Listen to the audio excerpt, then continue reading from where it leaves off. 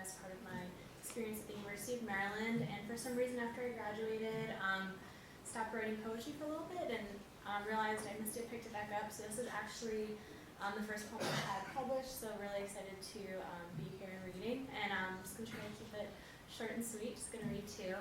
And the first one I wanted to read was inspired by a place in California in Death Valley where these huge boulders move on this lake bed seemingly by themselves, and no one really knew how it happened for a while, and recently they kind of solved it. So it was a poem inspired by that.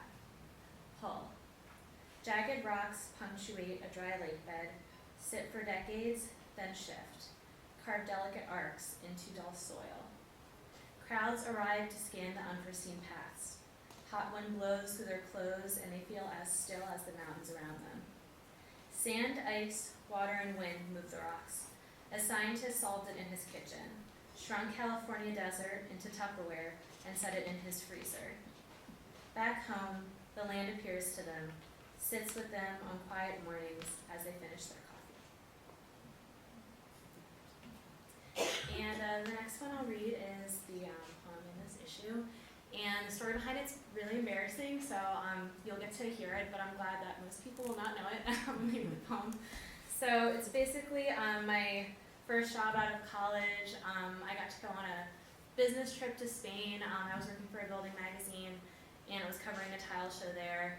And I was really excited to be on this trip. I stayed up all night, writing a very, an article that could have waited about the tile show. But we were staying in a very modern hotel with the doors were just one pane of glass that rotated around, and people kept walking into it, and it was a funny thing. But because I stayed up late, I slept through my 2 wake-up calls, and I was running toward the doors to make the bus because I spoke no Spanish. So this is kind of the aftermath of what happened. So it's called The Accident. Nothing brings life into focus like crushed teeth in the palm of your hand, except the model, who's the only one free to drive you to the hospital. As you calm her down, she's afraid of blood. She points to your nose. You see it's become a comma, a place to pause on your face before a bracket of teeth. She says her boyfriend would never wait for her to heal. He'd run, like the blood down your lips. That night, shaking enamel from your hair, you're comforted to know exactly what's broken.